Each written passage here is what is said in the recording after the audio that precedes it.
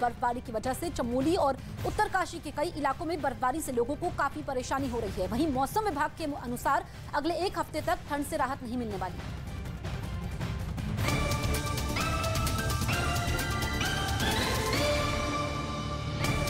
वंदे मातरम, हमसे तुमसे मिलकर बना देश प्यारा, देश प्यारा। धर्म मजहब में यूं ना इसको बांटो, सांझी संस्कृति से बंधा देश सारा, देश सारा। एक है हम सभी, एक ही रास है हमारा। मेरे साथ गाएंगे, वंदे मातरम, वंदे मातरम, वंदे मातरम, वंदे मातरम, वंदे मातरम, वंदे मातरम।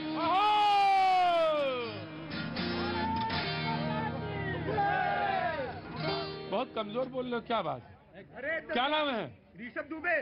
कहाँ से आया हो दुबे जी? गोरखपुर से। गोरखपुर से। अरे गोरखपुर से, अरे गोरखपुर से हैं आप। क्या बात है महाराज जी के शरण से। हैं? महाराज जी के। महाराज जी के शरण से, बहुत अच्छी बात है। तो कैसे इधर कैसे आना हुआ?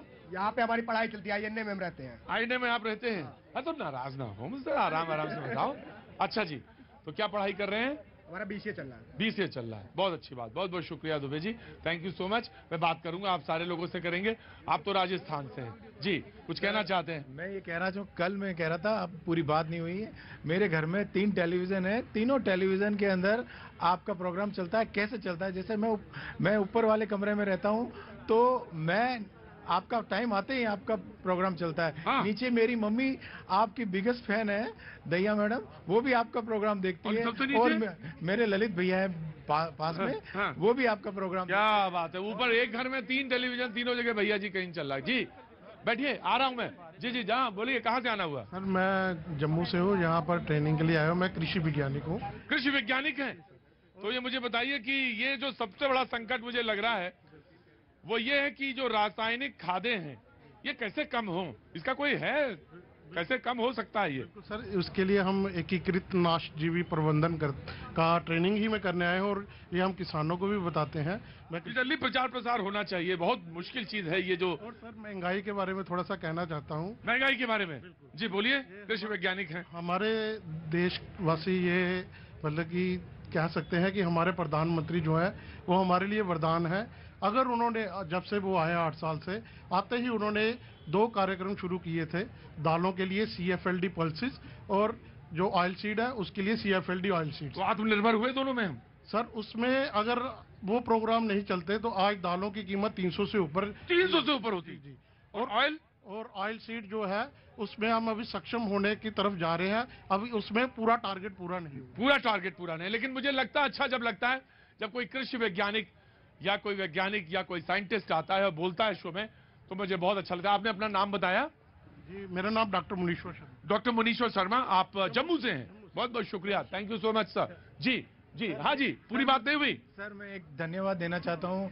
मीरा की नगरी मेड़ता में पुष्कर से मेड़ता रोड तक, सिटी तक इसको ट्रेन को जोड़ा गया है। इसके लिए CR चौधरी और आदरणीय दिव्या कुमारी जी का बहुत बहुत धन्यवाद। बहुत बहुत धन्यवाद सर, बहुत अच्छी बात है। सारी देश में तरक्की और विकास की बात।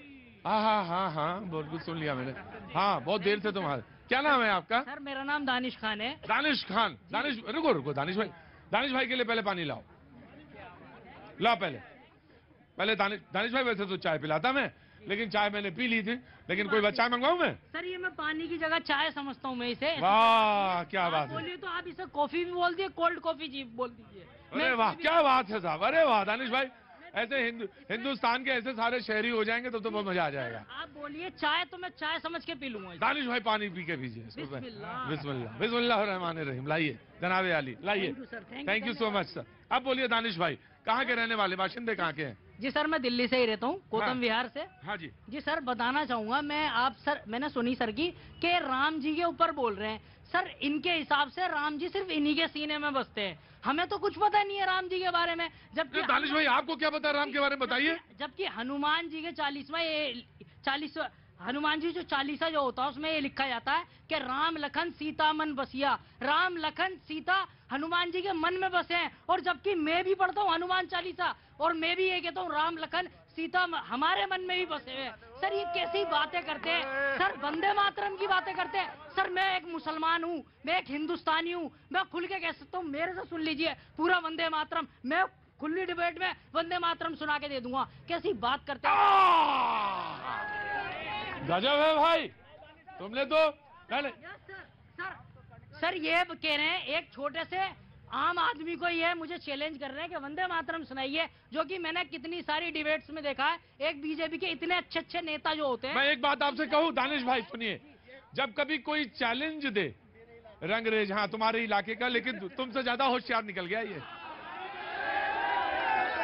होता है कभी कभी, गुरु और चेले में फर्क ये होता है, चेला देखता रहता है गुरु को, देखता रहता है। प्रयागराज वाले ये बात अच्छी तरह से समझते हैं, सिर्फ देखता रहता है, मौका जब आता है तो सिद्ध कर देता है। जी मैं आया। मैं तुम्हें बहुत बहुत बहुत बहुत आशीर्वाद, बहुत बहुत शुभेच्छा, आगे बढ़ो, उन्नति करो, और तुम्हारे जैसे लोगों की, तुम्हारे जैसे सोच के लोगों की जरूरत है। मैं एक बात कह रहा हूं तुमसे, जो बात कहना चाह रहा था वो सुनो। जब कोई चैलेंज दे दे ना, उस चैलेंज को कभी आगे मत आओ, जरूरत ही नहीं है। मैं कौन होता हूं, कौन पिद्दी का शोरबा तुमसे कहूं कि वंदे मातरम सुनाओ? मैं कौन होता हूं तुमसे कहूं कि वंदे मातरम सुनाओ? मैं कौन होता हूं तुमसे पूछूं कि तुम अपना सर्टिफिकेट दिखाओ? बेटे बात सुनने की कोशिश करो। मैं कौन होता हूं जो मैं तुमसे कहूं कि तुम सर्टिफिकेट लाओ? मैं कोई प्रिंसिपल हूं स्कूल का, या इस देश का कोई प्रिंसिपल हूं, या टीचर हूं, या रोज सबक सिखाऊं? मैं नहीं होता कुछ। हो सकता है आप मुझसे ज्यादा बड़े शहरी हो जनाबे आली, और आप मुझसे ज्यादा चीजें समझने वाले हो, तो मैं कैसे हो सकता हूं? मैं तो वही कहूंगा जिसने गुनाह ना किया वो पत्थर फेंके। तो मैं तो मानता नहीं हूं कि मैं तो पास होऊंगा। मैं तो बिल्कुल नहीं पास हो सकता। नहीं, मैं सही बात कह रहा हूं सर, मैं सही बात कह रहा हूं। तो ये बहस तो फिजूल की है कि पूरा वंदे मातरम सुनाए। आपने कहा कि मुझे आता है, आपने कहा राम लखन सीता मन बसिया। खड़े रहिए, पहले बच्चे से सीखिए। बोला राम लखन सीता मन बसिया, और मैंने कहा, इसने बोला कि जब पानी पिया तो उसने बोला, और मैंने भी वही कहा, और वही बात मैं तुमसे फिर से कहता हूं कि यही मुल्क है, और यही मुल्क है, बेशक यही मुल्क है, और इसी में विश्वास करना है। जी 1 by 1 बोलेंगे। आज बहस में खास बात ये रहेगी, एक एक करके बोलिए। जी बहुत अच्छी बात कही। एक मैं पैगाम देना चाहता हूं, इस बच्चे ने बहुत अच्छी बात करी मर्यादा पुरुषोत्तम राम के बारे में। बेटा इधर देखो मेरी तरफ, हम हर एक मुसलमान को, हिंदू मुसलमान सिख ईसाई सब खड़े हुए, हर मुसलमान से मैं कहता हूं कि ऐ मुसलमानों, तुम्हारे लिए हिंदुस्तान से बेहतर मुल्क और हिंदू से अच्छा कोई दोस्त नहीं। हर हिंदू से मैं कहता हूं कि इस देश के 99% मुसलमान देशभक्त, संस्कारी, नेशनलिस्ट, पेट्रियोटिक हैं, क्योंकि इस्लाम में कहा गया है हुब्बुल वतनी निस्फुल ईमान, हमारा आधा मजहबी, देश से मोहब्बत करना, देश से प्यार करना है। इस मैसेज को लेके चलो, यही मैसेज वजीर आजम ने दिया है। इसी बात पे 2 पंक्तियां कहना चाहता हूं मैं। चंदन है जिस देश की माटी, तपोभूमि हरिग्राम है, हर बाला बोली की प्रतिमा, बच्चा बच्चा राम है। क्या बात है, हर गोरखपुर ना, ठीक जवाब। देखिए गुलाम बख्श साहब ने जो बातें करी है, मैं इस बातों के, सारी बातों का समर्थन करता हूं, लेकिन मैं बार बार इस चीज को बोलता मैं अपनी बात पे अड़ा रहूंगा। नहीं, मैं अपनी बात पे इसलिए अड़ा रहूंगा कि इन मुद्दों को उठाने वाला अगर कोई है मंदिर और मस्जिद के नाम पे, तो भारतीय जनता पार्टी जिम्मेदार है। और आज से नहीं है, जब से जनसंघ का जमाना खत्म हुआ और भारतीय जनता पार्टी इख्तियार में आई, सबसे ज्यादा राम मंदिर को लेकर के आने वाला कौन? भारतीय जनता पार्टी। आज भी राम मंदिर के नाम पर किसने आह्वान करा? गृह मंत्री जी जाकर के कहते हैं गृह मंत्री जी जाकर के कहते हैं कि 1 तारीख को भव्य राम मंदिर बन के तैयार होगा, लेकिन राम मंदिर का जो मसला है माननीय सुप्रीम कोर्ट के द्वारा दिया हुआ, लेकिन उसका क्रेडिट कौन लेता है? भारतीय जनता पार्टी लेती है। जी, क्रेडिट कौन लेता है? भारतीय जनता। मैं अब आपसे पूछूंगा, मैं आपके पास भी आऊंगा। जी, क्या नाम है? मेरा नाम रोहित है। रोहित भाई कहाँ के रहने वाले हैं? सर मैं डिस्ट्रिक्ट पीलीभीत से हूँ। पीलीभीत, बिल्कुल एकदम तराई का इलाका। जी, कैसे आना हुआ इधर? अरे रुको यार, डिबेट तो रोज हो रही है। तुम इतने दिन बाद आए, तुमसे तो मिलने का मन कर रहा था मुझे। सब घर में सब बढ़िया, खैरियत? और पीलीभीत शहर, अच्छा, बांसुरी बन रही है कि नहीं बन रही है? अच्छा, पीलीभीत की बांसुरियां बहुत मशहूर है। जी बोलिए। अब देखिए सर, मैं एक ही बात कहना चाहूंगा कि अगर राम मंदिर बना है ना, तो सिर्फ और सिर्फ बीजेपी के वजह से ही बना है। अगर कोई भी यहाँ पे कोई भी कितनी बड़ी भी पार्टी आ जाती, आज की डेट में लोग कहते हैं बेरोजगारी बेरोजगारी बेरोजगारी, कोई नहीं कहता कि कौन कह रहा है बेरोजगारी? हमसे मिलो। मैं इतना छोटा हूँ सर, मैं अभी इस समय 30,000 की जॉब कर रहा हूँ इस नोएडा के अंदर। सिर्फ 2 साल में ग्रोथ करिए, 18 लाख रुपए मैंने कमाए। मैं एक छोटे से शहर से आता हूँ। और अगर एक हल और मसला अगर मंदिर को लेके करेंगे, हम हिंदू हैं, हमारी सनातन धर्म मंदिरों से जुड़ा हुआ है, हमारी आस्था मंदिरों से जुड़ी हुई है। अरे यहाँ कौन से मुसलमान को दिक्कत हो रही है, कौन से क्रिश्चियन को दिक्कत हो रही है? एक भी बता दो। पाकिस्तान के अंदर आज की डेट में आटा नहीं मिल पा रहा है। सर मैं भी हिंदुस्तानी हूँ, आई कैन स्पीक। सर ये कह रहे हैं, क्या कहते हैं, कौन से हिंदुस्तानी को क्या कहते हैं दिक्कत हो रही है? ये कह रहे हैं मैं 30,000 कमा रहा हूँ। 30,000 कमा रहे, 35,000 रुपए का खर्चा उड़ा रहे हैं, 5,000 रुपए महीना कर्जा दे रहे हैं। मैं तो कह रहा हूँ कि 30,000 की जॉब है, 40,000 की जॉब है, ना तो सरकार किसी मुद्दे पर ना महंगाई पे बात करती है, ना रोजगार पे बात करती है, ना हम जैसे स्टूडेंट की पढ़ाई के बारे में बात करती है। 30% पढ़ाई खत्म कर दी है हिंदुस्तान की आज की सरकार ने। जी, मैं बहुत अच्छी बात है, लेकिन मैं बात चीजें जो है ठीक करता हूँ। मैं लेके आता हूँ, पटरी पे लेके आता हूँ, गाड़ी पटरी पे लेके आता हूँ, गाड़ी पटरी पे लेके आता हूँ। मेरा काम है गाड़ी पटरी पे लेके आना। वो बात सही थी, उतनी उसने कही जो बात कही अपनी, और आपने भी बात कही। बात दरअसल ये नहीं है, बात दरअसल ये है कि हम बात इस पर कर रहे थे कि ये जो झगड़े, जो फसाद, जो अनर्गल बातचीत है, वो जो दरारें हैं, वो कैसे पलटी जाए, वो कैसे भरी जाए। जी इधर आइए। जी जनाब आइए। क्या नाम है आपका? मेरा नाम अमित मनोहर है। जी अमित जी, आप कहाँ के रहने वाले हैं? झारखंड से रहने वाला। झारखंड में कहाँ से? हजारीबाग, जहाँ की रामनवमी स्पेशल है। जी और वो भी इंटरनेशनल है। हाँ, सब इंटरनेशनल। और क्या है कि मैं इस आपके जो मुद्दे पे मैं बोलना चाह रहा हूँ कि हिंदू और मुस्लिम पे, कि इसमें क्या है कि मुसलमान और हिंदू दोनों हिंदुस्तान में ही बसते हैं, लेकिन पाकिस्तान ऐसा देश है जहाँ पर सिर्फ मुसलमान है। लेकिन वहाँ की तरक्की देखिए और हिंदुस्तान की तरक्की देखिए। लेकिन हम यहाँ की मुसलमानों की बात कर रहे हैं, हम उनसे रिक्वेस्ट कर रहे हैं, जितने भी पढ़े लिखे, जैसे दानिश भाई ने बोला, उनका मैं बहुत अच्छा मतलब मान रखता हूँ कि ऐसा सोच है। और वैसे पढ़े लिखे मुसलमानों के बारे में बोलता कि वो अपने छोटे भाई जो आतंकवादी गतिविधियों से जुड़े हुए हैं, जो हिंदुस्तान को नासूर कर रहे, कम से कम उनको तो शिक्षा दे दो यार। जी ठीक है, मैं आ रहा हूँ। मैं एक एक करके आऊंगा। बात इधर कोई हाथ उठा रहा था? हाँ जी देखिए कि जब हमारे देश में जनता यहाँ पर अपने प्रतिनिधि चुनकर भेजती है, तो वह सोचती है कि हमारी रोटी की बात होगी, रोजगार की बात होगी, हमारी शिक्षा की बात होगी, स्वास्थ्य की बात होगी। लेकिन जब उनके प्रतिनिधि यहाँ आकर अपनी खुद की ऐसी लड़ाई करते हैं, तो हमें शर्मिंदगी महसूस होती है। और जो वर्तमान ऐसी स्थितियां बनी हुई हैं जहाँ पे लोकतंत्र का रोज खून हो रहा है, उस पर 2 पंक्तियां कहना चाहूंगा कि रोज देश में होता रहता लोकतंत्र का खून, मौन खड़ा है बोल ना पाता, ये अंधा कानून हमारा, ये अंधा कानून हमारा, ये अंधा कानून। जी जनाब आया। वसुधैव कुटुंबकम अल खल्कु अयालुल्लाह, हम सब एक परिवार हैं, एक नरोनारी की संतान है। समझ में क्यों नहीं आ रही बात? क्यों नहीं समझ में आ रही? कैसे नहीं आ रही? जबाने यार मन तुर्की के मन तुर्की नमीदानम। संसार का पहला ग्रंथ वेद है और अंतिम ज्ञान कुरान है, और दोनों का मूल एक है। एको ब्रह्म द्वितीय नास्ते, नेहना नास्ते किंचन, वादहुला शरीक, वन गॉड विदाउट सेकंड, अव्वल अल्लाह नूर, उपाय कुदरत के सब बंदे, एक ही नूर से सब जग उपजे, कौन भले कौन बंदे। अब रहेगी बात ये कि अभी मेरे भाइयों ने कहा आतंकवाद, कोई भी आतंकवादी हो, कोई भी राक्षस हो, उसे देश में रहने का अधिकार नहीं है। हम चैन से रहना चाहते हैं।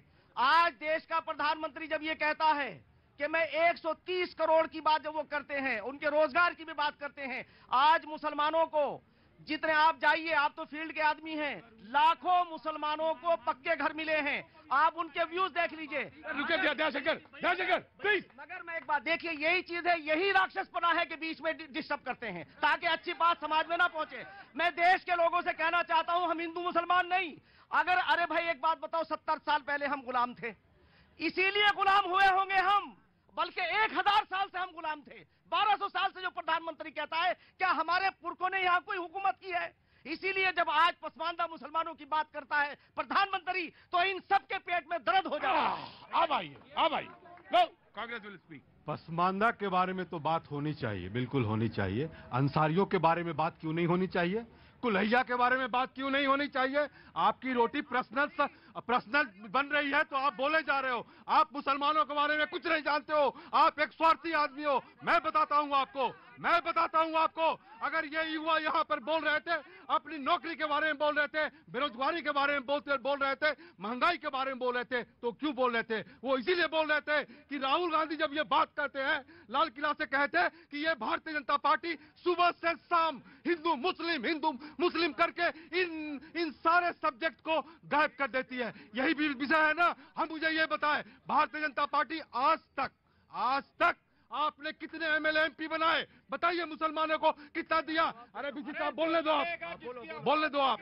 और जब आप उसको ना, आप एमएलए रुका, जबरदस्ती आप जब इसकी बात कर रहे हो, आप उसका नुमाइंदगी होने नहीं देना चाहते हो। और मुझे बताओ, अभी साक्षी महाराज ने बोला था कि 40 लाख मुसलमान का कत्ल हुआ। और वो कत्ल कैसे हुआ? वो कत्ल ऐसे हुआ कि मौलवी लोग कलमा पढ़ के मरवाए। जी इधर आइए, पहले मौलाना इधर आइए। मैं रुके इधर आइए जी, आइए 1 by 1 जवाब लूंगा। एक तो पहले बात ये कि पोजीशन ना छोड़ा करिए, गद्दी छोड़ने से बड़ी दिक्कत होती है। जवाब देना बहुत जरूरी है। जवाब दीजिए। हाँ सुनिए, ये आज मुसलमानों के हमदर्द बन के आ रहे हैं कांग्रेसी। इनके दौर में छोटे बड़े 2 लाख दंगे हुए। और एक बार और बता दूं, अरे भाई आप ये कांग्रेसी बीजेपी बंद कर दीजिए प्लीज। कोई बात नहीं, भारतीय मैं कांग्रेस को बोलती अरे मेरी बात सुनो, जब नॉन अलाइन समिट हो रही थी 1983 में, एक तरफ Mrs Gandhi non align summit में एड्रेस कर रही थी, नैली में 3000 मुसलमान काटे जा रहे थे। ये बहुत गलत डिबेट का हिस्सा है, ये बहुत गलत डिबेट का हिस्सा है। काटे जा रहे थे, मारे जा रहे थे, ये कर रहे थे। रुको, राज्यसभा का टिकट मिलने वाला है। किसको टिकट मिलने वाला है? मौलाना साहब लोग बीजेपी देगी राज्यसभा का टिकट। राज्यसभा का टिकट देगी? बिल्कुल देगी। कैसे बड़ाई कर रहे हैं इनको। बोले बीजेपी जो है मौलवी साहब को टिकट देगी। मैंने कहा पूछा कैसे? बोले जो बीजेपी की बड़ाई कर रहे हैं तो इनको टिकट मिल जाए। अच्छा, आजकल टिकट ऐसे ही मिलता है? ऐसे ही मिलता है, जो गुनगास गाएगा उसी को टिकट मिलेगा। नौकरी पे बात नहीं करते, बेरोजगारी पे बात नहीं करते। हाँ, कहते 80 करोड़ के जनता को मैंने राशन दिया, और राशन खाने के काबिल नहीं है, कुत्ता बिल्ली भी नहीं खाता। कहते आदमी कहाँ तक कह जाता है। ठीक जी, मैं आ रहा हूँ जी। भैया जी बात होनी चाहिए। पहली बात है, कसम आपको है कि यहाँ से हिलेंगे नहीं आप जी। मैं कह रहा था, जितने हमारे ज्ञानी हमारे भाई बैठे हैं, इन्हें बात करनी चाहिए सच्चर कमेटी की। जो सच्चर कमेटी की सिफारिश आई थी, उनमें 75 पॉइंट दिए गए थे भैया जी। हाँ। उन पर काम करना चाहिए सरकार को। और ये जो आपकी तजवीज है, ये उस समय नहीं आ रही थी जब 10 साल एनडीए की सरकार थी, सॉरी यूपीए की सरकार थी। भैया जी हम जब भी ये सवाल उठा रहे थे, हम आज भी ये सवाल उठा रहे हैं कि मुसलमान आज पिछड़ा हुआ क्यों है। वो तो ये कह रहे हैं कि वो ये कह रही है सच्चर कमेटी, राजेंद्र सच्चर कमेटी, कि मुसलमानों की स्थिति जो है वो दलितों से भी दयनीय है। तो उन्होंने कहा कि उनको रिजर्वेशन दे दीजिए, एसटी को मान लीजिए वहां पे। भैया जी नुमाइंदे, तो आप ये कह रहे हैं भाजपा अपनी जो अपना जो उनके विचारधारा है, उसमें मुसलमानों को क्यों नहीं, वो पार्टी के जितने संगठन है उनका, उनमें किसी मुसलमान को नहीं रखा जाता। अल्पसंख्यक समाज बना दिया, अल्पसंख्यक मोर्चा बना दिया, उसमें रख दिया जाता है। मेन स्ट्रीम में बिल्कुल नहीं रखते। और हम कह रहे हैं कि मोदी जी जो है मूल धारा से मुसलमानों को जोड़े। कैसे जोड़े? कि यूनिवर्सिटी बनवाए मुसलमानों के लिए, अच्छे स्कूल बनवाए उनके लिए, अस्पताल का इंतजाम करें उनके लिए, तब जाके देश तरक्की करेगा। और राजेंद्र सच्चर कमेटी में एक बात जरूर थी है, उन्होंने कहा था जहां पे अकलियत, जहां पे मुसलमानों से मतलब था, क्योंकि उनके स्टेटस के बारे में बात कर रही थी वो, उन्होंने कहा था कि जहां पे सबसे ज्यादा रिहाइश है उनकी, वहां रुकिए, वहां पे स्कूल खोले जाएं, वहीं स्कूल खोले जाएं। ये बात उसकी रिकमेंडेशन थी। रुकिए, सुनिए, पेट नहीं खराब होगा, खड़े हो जाइए, बात नहीं, याद रखिए ना उस बात को। मैं 10 सेकंड में कंप्लीट कर रहा हूं। इधर आइए। बाबा साहब ने ये कहा था, बाबा राव भीमराव अम्बेडकर ने, कि राजनीति एक ऐसी चाबी है जिससे सारे ताले खुल जाते हैं। तो भैया जी, मैं चाहता हूं कि मोदी जी अगर ये प्रोग्राम देख रहे हो तो मुसलमान जितने भी उनकी पार्टी में हैं, उन्हें एमएलए का, विधायक का, काउंसलर का, एक बात बताएं तुम्हें, एक बात उन्हें दे, और उनको भी, उनकी भी नुमाइंदगी होनी चाहिए। सुनो मेरी बात, मोदी जी के पास इतना खाली टाइम नहीं कि वो प्रोग्राम देखेंगे। क्यों भैया जी, ये प्रोग्राम ना देश का नंबर 1 प्रोग्राम है, इसे सब देखते हैं। तुम्हारे घर में होगा नंबर 1 प्रोग्राम, हमारे घर में इतना खाली टाइम नहीं होगा कि ये प्रोग्राम जी। भैया जी, इनको वंदे मातरम में दिक्कत है, इनको भारत माता जैसे नहीं, वंदे मातरम से नहीं, वो बोला बच्चा बांधने बच्चों, मेरे कान में लगती है आवाज आपकी। इनसे कल बोलो, वंदे मातरम कहलवाओ उनसे। प्लीज प्लीज, आप भी वहीं से जगह नहीं। इनको मोदी से दिक्कत है, इनको ये बात पे मान लेता हूँ, ये बात पे मान लेता हूँ कि सुई जो है 2014 में ऐसी फंसी, 2014 में ऐसी फंसी कि उसके बाद वो निकल नहीं पाई। ये बात मैंने मान ली आपकी जी, वो ये बात मान ली। वो कौन निकल रही है कि मोदी विकास कर रहा है? नहीं तो क्या वजह क्या है? मैं बताऊं, बता दो ना।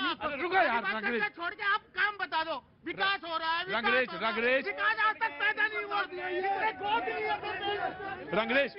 रंगरेज ज्यादा बोलने रंगरेज ज्यादा बोलने वाला और तेज बोलने वाला बहुत क्या होता है? भैया जी, इनसे पूछे क्या काम हुआ मुस्लिमों के साथ में? तुम इनको मार दोगे क्या? अक़लियत के बारे में बताइए, 8 साल में क्या कार्य हुआ? सब बताइए, पूछिए, बताएंगे अक़लियत के बारे में बताएंगे। इनको सिर्फ यही दिक्कत है कि मोदी जी अब सबका विकास कर रहे हैं, पसमानदाओं का विकास कर रहे हैं। 33%, 50%, 40% लाभ मिल रहा है। आज जो लाइन में लगता है ना मुसलमान, वो इनकी देन है।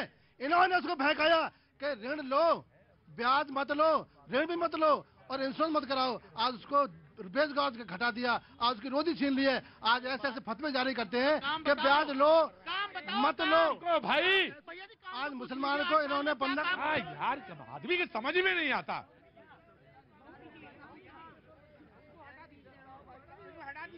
हाँ, क्या करते? नहीं हटाएंगे तो नहीं, अपने ही आदमी है ये। इनको ये तकलीफ है कि मुसलमानों को भटका दिया है। ब्याज लेना गुनाह है, मानता हूँ, लेकिन ब्याज देना भी गुनाह है। रोजगार कैसे करेगा? ठीक, पॉइंट ले लिया मैंने लिया रंगरेज। मैंने सवाल पूछा था कि 8 साल में मोदी जी ने क्या काम किया अल्पसंख्यक। यही सवाल है ना? हाँ, यही सवाल। ठीक, फिरोज साहब वाइस चांसलर हैं आप, प्लीज आप प्लीज होल्ड ऑन जी। देखिए, मैं बताता हूँ। देखिए, प्रधानमंत्री ने जो सबसे पहला काम स्टूडेंट के लिए किया कि ये जो वेरिफिकेशन के लिए जाते थे, वो नोटरी का काम ही खत्म कर दिया कि स्वयं वेरिफिकेशन करें। रोड बने। मैं अलीगढ़ मुस्लिम यूनिवर्सिटी के एजुकेशन, छोटा काम नहीं था ये, हंसिए मत, बहुत बड़ा काम है ये छोटा काम नहीं था। अब आप सुनिए पूरी और बता रहा हूँ। मैं अलीगढ़ मुस्लिम यूनिवर्सिटी के एजुकेशन बोर्ड में हूँ। वहाँ से मैं जब चलता हूँ, बता रहे हैं अक़लियत के बारे में। जब मैं वहाँ से चलता हूँ तो हम जहाँ 5 घंटे में आते थे, आज हम 2 घंटे में आ जाते हैं। इसमें हिंदू और मुसलमानों को सबके लिए काम हुआ है, डेवलपमेंट के काम हुए हैं, और मुसलमानों के लिए लाखों मकान मिले हैं। मेरे साथ चलिए, मैं आपको उन्हें बताता हूँ, विद नाम बताता हूँ।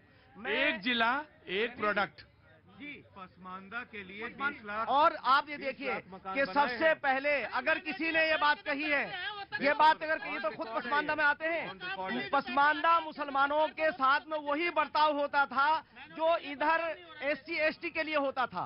आज प्रधानमंत्री ने ये बात कह करके उन सारे पसमानदा मुसलमानों ने उसका सिला भी दिया है कि रामपुर आजमगढ़ के अंदर मुसलमानों ने पेट भर के वोट दिया है, वरना आजम खां हारने वाले नहीं थे। बस बात जाके जहां रुकती है वही मुझे नागवार गुजरती है। वो रुकी कि इसलिए नहीं हारते या इसलिए वो नहीं जीतते। जी, मैं आया। क्या नाम है साहब आपका? मेरा नाम मनीष है। मनीष जी, कहाँ से आना हुआ? मैं पंजाब से हूँ। पंजाब में कहाँ से? बठिंडा से। जी बोलिए, क्या काम करते हैं? मैं कंप्यूटर इंजीनियर हूँ। प्लीज। वो सर कब से एक ही सवाल पूछे जा रहे हैं, रंगरेज जी आई थिंक उनका नाम, ठीक है, कोई भी उस सवाल का जवाब नहीं दे रहा। आपने सुना? बोला पता क्या चल रहा है? यहाँ पता क्या चल रहा है? सिर्फ तुमने ये किया, अच्छा तुमने तो ये किया था, हमने कर दिया तो क्या हुआ? इनका ये चीजें चल रही है यहाँ पे। कोई भी एजुकेशन के ऊपर बात नहीं कर रहा।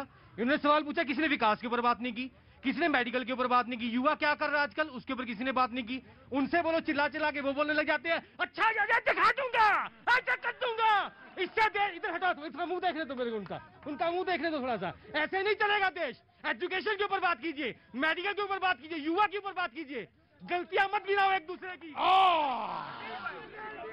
मेरे से है प्रतीक जी, और मुझे प्लीज उत्तर देने के लिए 2 मिनट दीजिए। मैं 2.5 मिनट दे रहा हूँ, चोर की दाढ़ी में तिनका।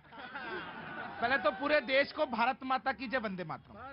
देखिए प्रतीक जी, बार बार जो रंगरेज भाई चिल्ला रहे थे कि अल्पसंख्यकों के लिए क्या किया, अल्पसंख्यकों के लिए क्या किया, तो मैं रंगरेज भाई को कहूंगा कि पहले अपना चश्मा जो है थोड़ा साफ कर लीजिए। अब इस देश के अंदर सरकार है वो सबके लिए काम करती है, केवल अल्पसंख्यकों के लिए काम नहीं करती है। 70 साल तक आपको आदत पड़ी हुई होगी, लेकिन अब तो हिंदू, मुस्लिम, सिख, ईसाई, जैन, पारसी सबके लिए काम हुआ है। अभी मेरे भाई बोल रहे थे कि क्या काम हुआ है, मैं 4-5 आंकड़े दूंगा केवल। सबसे पहली बात, 2014 से पहले इस देश के अंदर 91,000 किलोमीटर राष्ट्रमार्ग थे। 8 साल में 1,44,000 किलोमीटर हो गए। पूरे देश के अंदर 5 शहरों के अंदर मेट्रो थी 2014 से पहले। आज वही मेट्रो 20 शहरों के अंदर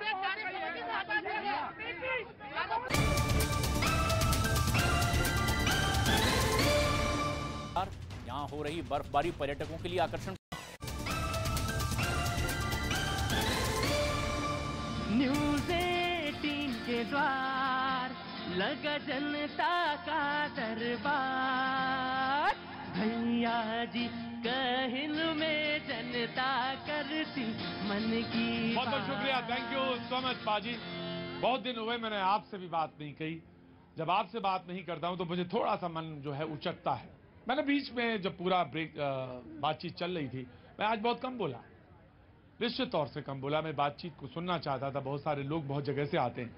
जब आप बहुत शांत भाव से खड़े रहते हैं इत्मीनान के साथ, तो मन करता है आपसे बात करें, जरूर बात करें, क्योंकि मैं सुनने ही आया हूं। आपकी बात बहुत दूर तक, ये वो मंच है जो आपकी बात बहुत दूर तक पहुंचाता है। जो चुपचाप एक इंसान खड़ा रहता है, व्यक्ति खड़ा रहता है शो में, मुझे लगता है कि इसको कुछ कहने का मन जरूर होगा, लेकिन वो कहता इसलिए नहीं कि इतने हो हल्ले के बीच में वो क्या बोले, क्योंकि वो फिर खो जाती है उसकी आवाज बहुत देर से। और मैं देखता हूं कि वो बेचारे चुपचाप खड़े रहते हैं, लेकिन जब ज्यादा हो हल्ला होने लगता है, और इसमें डिसिप्लिन कभी कभी बेंच से भी टूटता है, कई बार टूटता है। वो सही कह रहे थे, शख्स पता नहीं चले गए या हैं, कि इतना आप हल्ला मचा देते हैं, इतनी बात कह देते, मैं सुनूं कैसे, और जो देख रहे हैं लोग वो कैसे देखें।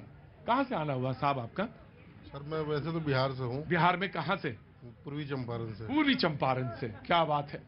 पश्चिमी चंपारण और पूर्वी चंपारण, दयाशंकर जी कहाँ चले गए? जी हाँ, तो हमने देखा भाई फुल एंजॉयमेंट हो रहा है। हाँ। वैसे देखिए पब्लिक के दिल दिमाग में ये है कि हमें नेताओं की बातों में नहीं आना, नहीं आना है। ये जो हाँ ये मतलब कैमरे के पीछे जो ना ये सब एक है, और जो हमारे लिए कोई नहीं लड़ सकता, हमारी परेशानी कोई नहीं समझ सकता, वो हम लोग। अच्छा मैं आज आपसे एक सवाल पूछूं, कुछ लोग यहाँ खड़े थे वहां चले गए क्योंकि पता नहीं क्या, मैं नहीं पूछूंगा, किसी से नहीं पूछूंगा, जब तक वो बोलना नहीं चाहेगा मैं उसके पास नहीं जाता।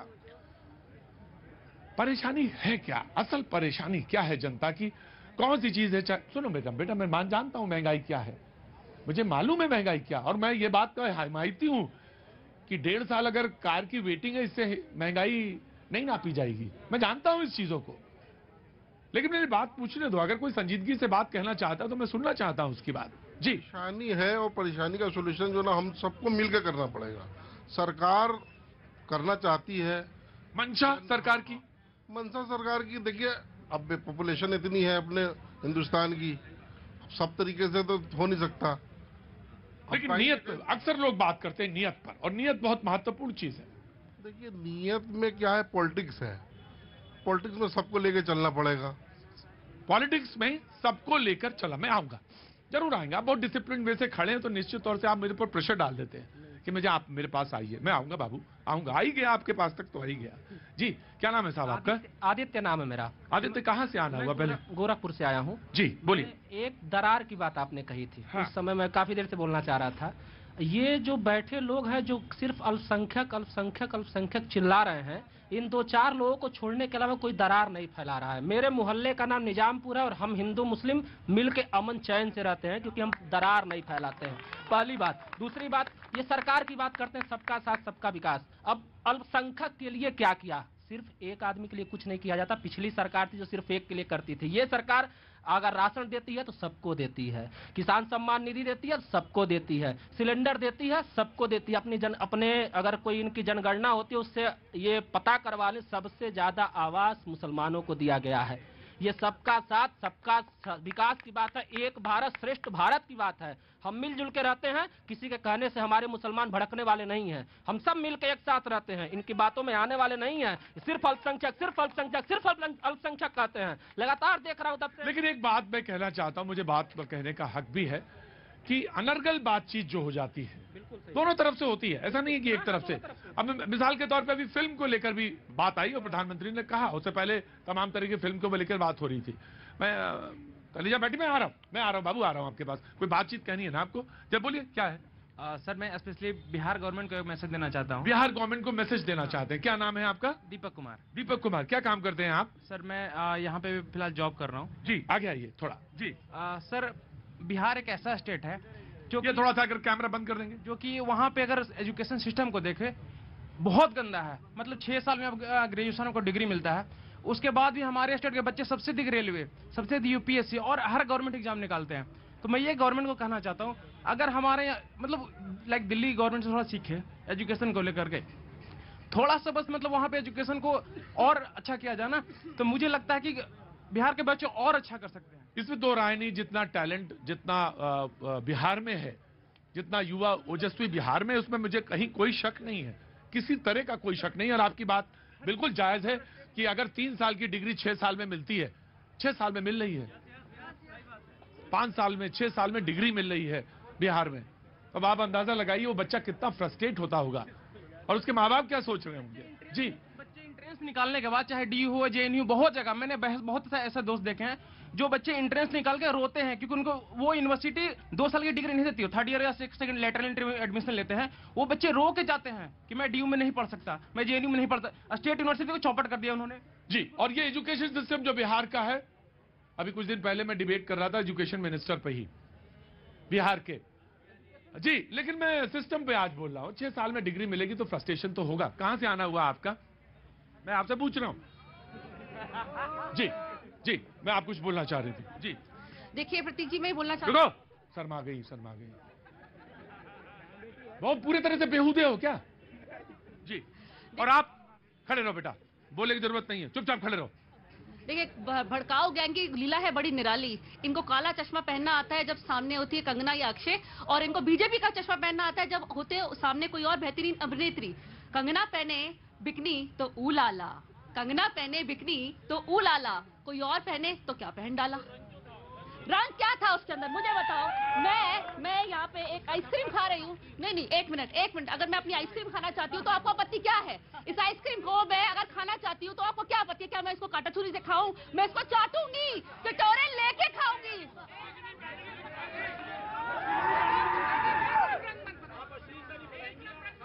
चुपचाप बैठ जाइए, चुपचाप बैठ जाइए। इंच भर भी हिल गए तो कुर्सी समेत पटक दूंगा मैं। ये मेरा शो है, इसमें जरा सा डिसिप्लिन अगर तोड़ा किसी ने, जरा सा, तशरीफ रखिए। आपको नहीं अच्छा लगा होगा, मुझे भी नहीं अच्छा लगा। आपको जितना ही अच्छा लगा उससे ज्यादा मुझे नहीं अच्छा लगा, लेकिन मैंने तो कुछ नहीं रिएक्शन किया। बोलेंगे, आप बोलेंगे कि आपके अंदर वो ही नहीं है, फायर नहीं है, वो आग नहीं है आपके अंदर। दिखाऊं मैं अपनी आग? सेकंड में भस्म हो जाओगे। अभी सवाल ये था ना कि, और वो मुद्दा भी था जिसमें आपने कहा था, मुझे याद है कि कांग्रेस ने कहा था कि वो जो मुद्दे मीडिया नहीं उठाती है, हम उन मुद्दों को भी लेकर भारत जोड़ो यात्रा कर रहे हैं। जी जी जी, मैं आ रहा हूं जनाब, फिर इसके बाद आप। देखिए, मस्जिद और मंदिर वो है जहां ईश्वर को साष्टांग किया जाता है और मस्जिद वो है जहां सजदा किया जाता है। हमारे मर्यादा पुरुषोत्तम श्री राम हमारे पूर्वज हैं, आइडियल हैं। मैं सारे हिंदुस्तान के लोगों से ये कहना चाहता हूं कि मस्जिद और मंदिर नहीं, आज देश का प्रधानमंत्री जहां चला है। मैं एक बात बहुत बारीकी के साथ ये कहना चाहता हूं। एक बार ये हुआ कि जब 2014 में प्रधानमंत्री आए तो किसी ने मुझसे पूछा, एंकर ने, कि मुसलमानों की शंकाएं क्या हैं। तो मैंने उस वक्त ये कहा था कि मुसलमानों को शंका करने की जरूरत नहीं है। जो लोग पर्यावरण की बात करते हों, पशु पक्षियों की बात करते हों, हिमालयों की हिफाजत की बात करते हों, वो किसी इंसान को नुकसान नहीं दे सकते। और 8 साल में प्रधानमंत्री नरेंद्र मोदी ने यह साबित कर दिया, पूरा देश दंगा मुक्त है, दंगा मुक्त है। और इनसे लव जिहाद और लिंचिंग पर भी इनका विचार ले लें। देखिए, लव जिहाद के बारे में जो लोग बात कहते हैं, देखिए जो लव जिहाद की बात करते हैं, मैं ये कहता हूं कि किसी भी बच्ची, कोई भी बच्ची हो, वो हिंदू की हो या मुसलमानों की हो, उसके साथ धोखा नहीं होना चाहिए। अगर कोई ऐसा कर रहा है तो गलत कर रहा है, उसे जेल में डालना चाहिए। और मैं एज ए मुफ्ती के, एज ए आलिम के कहना चाहता हूं कि ये गलत है। अगर कोई नाम बदल करके अगर कोई ऐसा कर रहा है तो उसका कृत्य गलत है। अगर आप भी करेंगे तो आप भी गलत है। और की जा रही है तो आपकी जवाब बोला ना आप बढ़िए, मैं बता नहीं जम जाती है आपके मुंह में। सुनिए, बोला ना लगा के मुसलमानों आप बैठिए बैठिए बैठिए बैठिए। मैं अगर उधर कह सकता हूं, लिंचिंग करेंगे आप मेरे शो में। बैठ जाइए चुपचाप बैठ जाइए। मैं चुपचाप बैठ जाइए, चुपचाप बैठ जाइए। नो, चुपचाप खड़े रहना, भगा दूंगा यार। चुपचाप बैठ जाइए जी। आज मैं आऊंगा, मैं आऊंगा जब आपसे बोलना होगा, मैं पूछूंगा। बहुत ज्यादा गुस्सा न दिखाइए ना, आपको बहुत ज्यादा तेवर है जी। किसी की मॉबलिंग कोई कर रहा गलत है, मगर हम हिंदू और मुसलमान नहीं, हमारे दूध और खून के रिश्ते में अपने भाइयों से कहना चाहूंगा कि प्रधानमंत्री ने जो ये बात कही है कि अनलगढ़ स्टेटमेंट नहीं होना चाहिए, मगर आज आप देख रहे हैं कि क्या इन्हें डर लग रहा है? इनकी मॉबलिंग कोई कर देगा, दूसरे की मॉबलिंग करने के लिए तैयार। नहीं, दूसरे की नहीं, हाँ नहीं होना चाहिए जी। माननीय प्रधानमंत्री जी ने नसीहत किसको दी है? भारतीय जनता पार्टी के नेताओं को दिए ना, जो दिन भर देश के लोगों को दिए। देश के नहीं, भारतीय जनता पार्टी, भारत के लोगों की पार्टी है भारतीय जनता पार्टी में। भारतीय जनता पार्टी के खास तौर से नेताओं को दिए, यही गलत बयानबाजी आपकी। आप नहीं सुनते। समाजवादी पार्टी, देखिए प्रधानमंत्री जी ने जो कहा कि जोड़ने की बात कही है, उन्होंने अपने नेताओं से कहा, देश से नहीं कहा, अपने नेताओं से, कि जो आप बयान दे रहे हैं, फिल्मों पे बयान दे रहे हैं, पोस्टर लगा रहे या पोस्टर प्रचार कर रहे हैं, तो आपका ये काम नहीं है कि फिल्मों का प्रचार करें। आपका काम है कि कोई ऐसी जबान ना बोले जिससे देश की एकता अखंडता की जो दिक्कत हो रही है वो ना हो, क्योंकि देश विकास तभी करेगा जब सभी मिलकर के काम करेंगे। और दूसरा, जो प्रधानमंत्री जी ने वादा किया था, अभी बहुत सारे लोग कह रहे थे, वादा ये हुआ था कि आप बताइए कि बेरोजगारी है कि नहीं है। 45 साल की इनका खुद जो लेबर मिनिस्ट्री है उसको नहीं मान रहे हैं। लेबर मिनिस्ट्री का आंकड़ा है कि 45 साल की सबसे ज्यादा बेरोजगारी है। कह रहे थे डॉलर को नीचे करेंगे, 83 रुपए के पार चला गया। कह रहे थे काला धन आएगा, काला धन 50% बढ़ गया। कह रहे थे कि स्मार्ट सिटी बनाएंगे, कहाँ गई वो स्मार्ट सिटी? जिन गाँव को सांसदों ने कभी कभी मुझे लगता है जब आप बहुत रट के बोलते हैं या लगातार बोलते हैं तो जनता समझती है, उसको समझ में आ जाता है। हाँ, वो समझ में आ जाता है। रुको, मैंने तुमसे पूछा जी। नमस्ते, कैसे हैं? कहाँ से आना हुआ? दिल्ली से। क्या नाम है आपका? सुमित खन्ना साहब। क्या बिजनेस करते हैं? सर्विस करते हैं। मैं आया आपके पास जी। मैं एक मिनट वन बाय वन जी जनाब, आप ही को बोलना जी। अभी भाई ने कहा था कि सरकार सबकी है, ये हकीकत है। ये सरकार जन जन की है। ये सरकार हर उस गरीब आदमी की है जिसके पास शौचालय नहीं थे, मकान नहीं थे, राशन नहीं थे, आयुष्मान कार्ड नहीं थे, और जो विकलांग है उनके पास में चलने के लिए साधन नहीं थे। 70 वर्ष के अंदर ये दिया कांग्रेस ने। आज भाजपा ने दिया है कि आज मुसलमान पढ़ लिख कर IPS बनने को तैयार है, जज बनने को तैयार है। दुख इस चीज का है, परेशानी चीज का है। इनको दिक्कत भारत माँ से, इनको दिक्कत मोदी से, इनको दिक्कत योगी से, इनको दिक्कत सुशासन से है, क्योंकि लूट मचार इनकी बंद कर रखी है। लूट मचार बंद कर रखी है, बेईमानी गुंडागर्दी बंद हो गई है। दिक्कत इस चीज से है। काला धन तो निकल गया, अब काला धन जी। माननीय प्रधानमंत्री जी ने जो कहा है और आपने जो सवाल किया है, यहाँ की ये खाई कैसे जो है, खाई को कैसे हम दूर करेंगे, सवाल ये सबसे बड़ा है। अगर सिर्फ आप मर्यादा पुरुषोत्तम श्री राम को पकड़ लें और इस देश में जैसे मर्यादा पुरुषोत्तम भगवान राम ने वंचितों के साथ प्रेम किया था, दलितों के साथ प्रेम किया था, पिछड़ों के साथ प्रेम किया था और उसको लेके आगे बढ़े थे जी। हाँ, मैं देखिए सूर्य भाई जो है मेरे बड़े भाई हैं, इन्होंने कुछ आंकड़े बताए। आंकड़े में कहीं ना कहीं तो कोई झोल झाल है, कुछ तो है दाल में काला, तभी तो इतना ज्यादा घबराए हुए हैं इस वक्त मोदी जी, घबराए हुए हैं कि कहीं वोट बैंक पे खतरा है। तभी तो आप अगर आपने काम करा है, तो आप क्यों डर रहे हैं, क्यों घबरा रहे हैं? देखिए चेहरे पे। जी जी जी। हेलो मैडम बोल रही है खतरा है, कहाँ खतरा है मैम? Everything is stable. मैं एक पॉइंट कहना चाहूंगा, I am a chartered accountant by profession. एक क्या होता है, प्रोफेशंस के अलावा आप देखिए जो हिस्ट्री कहती है, हिंदू मुसलमान ये पॉलिटिकल एजेंडाज क्यों आते हैं at the time of elections?